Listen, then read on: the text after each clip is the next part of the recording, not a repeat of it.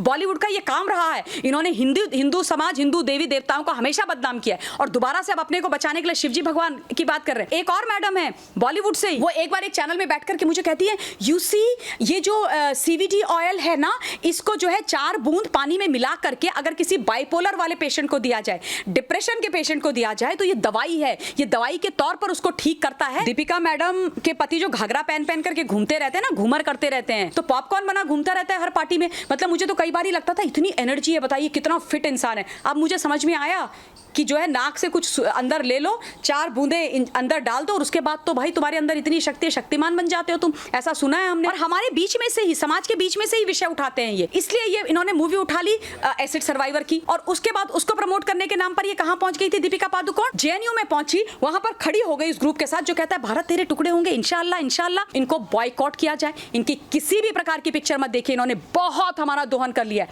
बहुत हिंदुस्तान को इस्तेमाल कर लिया, बहुत हिंदुस्तान को बेवकूफ बना लिया, बस अब और नहीं। कुछ ऐसे हैं जो कि कह रहे हैं कि ड्रग्स तो भगवान शिव शंकर भी लेते थे, और अगर वो दीपिका ले भी रही है तो वो उनकी पर्सनल लाइफ।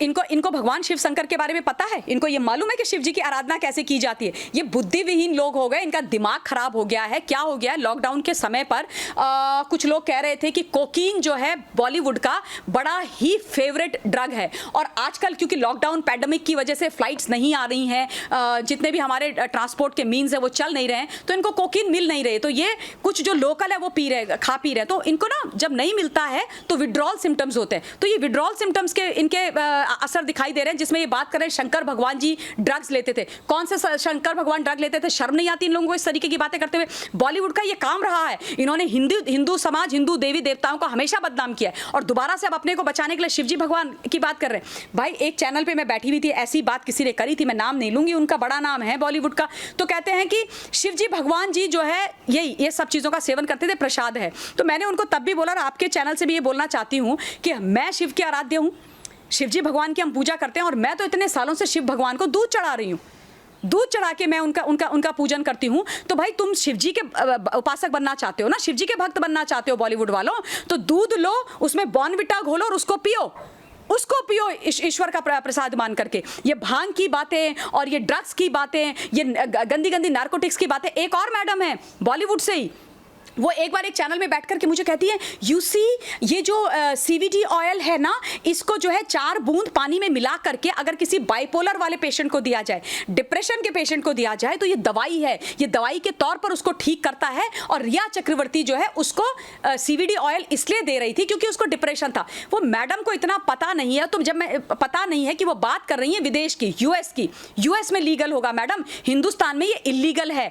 NDPS के एक्ट आप लोग पढ़ लो, NDPS क्या है ये समझ लो। इनको कोई जानकारी नहीं, पढ़े लिखे तो है नहीं, दिन भर इन्होंने बढ़िया बढ़िया वस्त्र सिलवाने, मेकअप करना है, यही इनका काम है। NDPS है क्या एक्ट है, उसके तहत कहां से आता है? इनको ये नहीं पता कि CBD ऑयल NDPS एक्ट के तहत आता है, मैरुआना NDPS एक्ट के तहत आता है। इसका सेवन हिंदुस्तान के अंदर इलीगल है, और तुम बोल रहे हो कि इनको देना चाहिए, खिलाना चाहिए। और ये वो लोग हैं, देखिए बॉलीवुड की जो बात है, मैं ये बोलती हूँ, बार बार बोलती आई हूँ, जो तमाम एजेंसीज हैं इनको सीरियसली इनको इन्वेस्टिगेट करना चाहिए, क्योंकि ये सिर्फ ड्रग का मामला नहीं है, ये हिंदुस्तान की सुरक्षा का मामला है, ये हमारी देश के फौजी जो सरहदों पर बैठे हुए हैं उनके जीवन का मामला है। कैसे? जो ड्रग्स आता है वो माफियाओं से आता है, वो अंडरवर्ल्ड से आता है, वो डी गैंग से आता है, और ये लोग जो ड्रग्स खरीदते हैं, ड्रग पेडलिंग का काम करते हैं, ये हिंदुस्तान का जो पैसा है, आपका और हमारा पैसा जो इनके पास जाता है इनके पिक्चरों के माध्यम से, उससे ये ड्रग्स खरीदते हैं, और वो होता हुआ पैसा आतंकवाद पाकिस्तान तक पहुंचता है।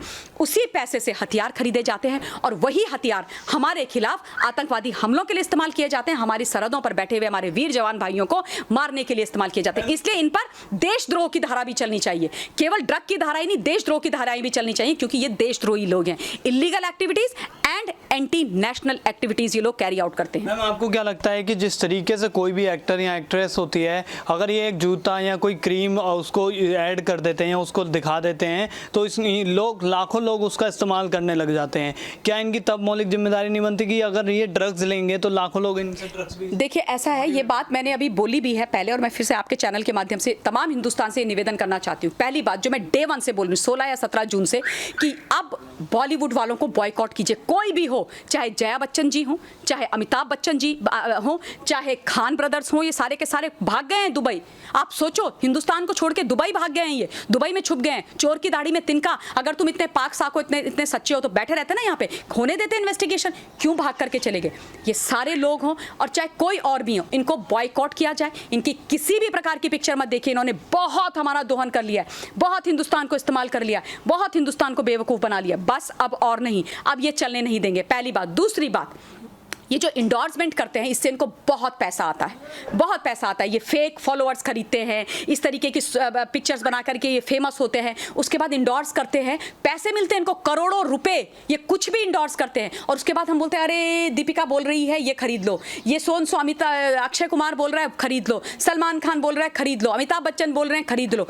कोई आप या हमारी ये जिम्मेदारी, अगर हम इस देश को प्यार करते हैं और सुशांत सिंह राजपूत को न्याय दिलाना है और इनका गंदा चेहरा, इनका घड़ा फोड़ना है ये गंदगी का, तो आज से जिस पे इनकी इंडोर्समेंट है वो खरीदना बंद कीजिए। उससे दो चीज़ होंगी, एक, इनके गंदे चेहरे सामने आएंगे, जो कंपनीज इनको एंडोर्समेंट के लिए साइन करते हैं उनके ऊपर प्रेशर पड़ेगा।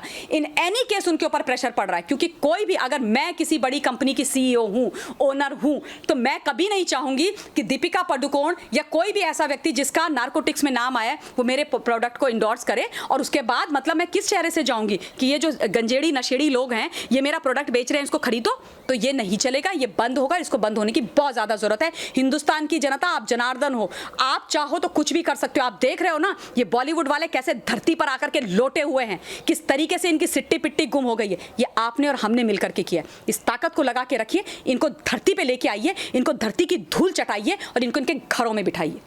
दीपिका मैडम की तो छुट्टी हो गई। दीपिका मैडम के पति जो घाघरा पहन करके घूमते रहते हैं ना, घूमर करते रहते हैं पूरा टाइम, उनकी दुकान अब बंद होने वाली है। और क्या कहते हैं, अब ये हालत उनकी होने वाली है कि वो पिलर टू पोस्ट भागने वाली, ये बताने के लिए कि ये माल की मैं क्या बात कर रही थी। आप सबने देखी होंगी उनकी ड्रग चैट्स, करिश्मा उनकी जो मैनेजर है उसके साथ। बताइए, लॉकडाउन के समय पर लोगों को खाने पीने को नहीं मिल रहा है, मैडम माल मंगवा रही हैं, पूछ रही है माल दे दो माल। बताइए कितनी डेस्परेशन है। वो रणवीर सिंह उनका पति जो उछलते रहता है ना, पॉपकॉर्न जब बनाते हो तो कैसे उछलता है कढ़ाई में से, तो पॉपकॉर्न बना घूमता रहता है हर पार्टी में। मतलब मुझे तो कई बार ही लगता था इतनी एनर्जी है, बताइए कितना फिट इंसान है। अब मुझे समझ में आया कि जो है नाक से कुछ अंदर ले लो, 4 बूंदे अंदर डाल दो और उसके बाद तो भाई तुम्हारे अंदर इतनी शक्ति है, शक्तिमान बन जाते हो तुम, ऐसा सुना है हमने। तो वही शक्ति इनके अंदर चली जाती है और उसके बाद ये हर पार्टी में उछलते रहते हैं। इसलिए करण जौहर के ये प्रिया हैं, हर एक के प्रिया हैं, क्योंकि ये ड्रग कार्टेल, ड्रग गैंग वाले लोग हैं ना।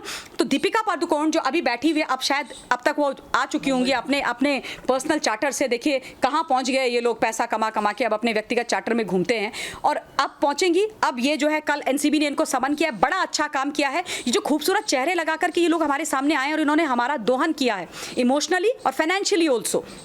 हर एक मूवी के जब रिलीज होती है तो हमारे पास आते हैं कि प्लीज़ हमारी मूवीज़ देख लीजिए, हमें सक्सेसफुल बना दीजिए, हिट बना दीजिए। और हमारे बीच में से ही, समाज के बीच में से ही विषय उठाते हैं ये, क्योंकि इन्होंने हमारी कॉर्ड पकड़ ली है कि हिंदुस्तान की जो जनता है वो बहुत शरीफ, बहुत सज्जन, बहुत इमोशनल है अपने देश से, अपने समाज से, अपने आसपास होने वाली जो गलत चीज़ें हैं उनके बारे में उनको बहुत चिंता रहती है, अपने देश से वो बहुत प्रेम करते हैं। इसलिए ये इन्होंने मूवी उठा ली एसिड सर्वाइवर की, और उसके बाद उन्होंने पिक्चर बनाई छपाक, और उसके बाद उसको प्रमोट करने के नाम पर ये कहां पहुंच गई थी दीपिका पादुकोण? पहुंच गई जेएनयू के अंदर। जेएनयू में पहुंची, वहां पर खड़ी हो गई उस ग्रुप के साथ जो कहता है भारत तेरे टुकड़े होंगे, इंशाअल्लाह इंशाअल्लाह, जंग जारी रहेगी भारत की बर्बादी तक। अफजल हम शर्मिंदा हैं क्योंकि तुम्हारे कातिल जिंदा है। मतलब इनको लगता है कि बुरहान वानी, अफजल गुरु ये शहीद हुए हैं, इनकी शहादत हुई है और दीपिका पादुकोण जाकर के उनको श्रद्धांजलि दे रही थी वहां पर। ये वही दीपिका पादुकोण है। बाय द वे मैं याद दिला देना चाहती हूं कि पता नहीं किस नार्कोटिक्स के नशे में ये वहां पर पहुंच गई। और नार्कोटिक्स के नशे में ये पहुंचते हैं वो तो ठीक है, लेकिन इनको उस दिन 2 फोन कॉल आई थी, एक कराची से और एक दुबई से। ये एनसीबी के एक रिटायर्ड ऑफिसर ने बोला है। और क्या कहते हैं, उसके बाद ये पैसे लेकर के 5 CR ये लेकर के वहां पर गई हैं। तो क्या ये नहीं होना चाहिए कि इनकी सच्चाई हमारे लोगों के सामने आनी चाहिए? और अब ये ड्रग्स का धंधा करते हैं, ड्रग्स करते हैं, रेव पार्टीज करते हैं ये। और अब लोग इस तरीके की बातें करते हैं कि नहीं पान वाले बेचते हैं, पान वालों को पकड़े। अरे पान वाले बेचते हैं, पान वालों को पकड़ो। कौन सा पान वाला? क्या पान वाले रेव पार्टीज करते हैं? पान वाले क्या ड्रग की पार्टीज करते हैं जैसे करण जौहर कर रहा था, पान वाले इस तरीके के उनके मैसेजेस। और फिर पान वाला बहुत छोटी चीज है, तुम वो लोग हो जो हिंदुस्तान को इन्फ्लुएंस करते हो, हमारे यूथ को इन्फ्लुएंस करते हो, हमारे यूथ पर तुम्हारा प्रभाव है, तुमको इंटरनेशनली लोग देखते हैं। तो ये तुम करोगे कि अगर तुम ड्रग्स पे करके लड़खड़ाओगे, तुम माल की बात करोगे, तो आज का हमारा युवा, कहते हैं ना कि आज का युवा कल का नागरिक है। यानी कि आज अगर हमारा युवा अच्छा होगा तो वो कल का हमारा नागरिक बनेगा, यानी कि देश को नेक्स्ट लेवल पर लेकर के जाएगा। उस युवा को तुम बर्बाद कर रहे हो।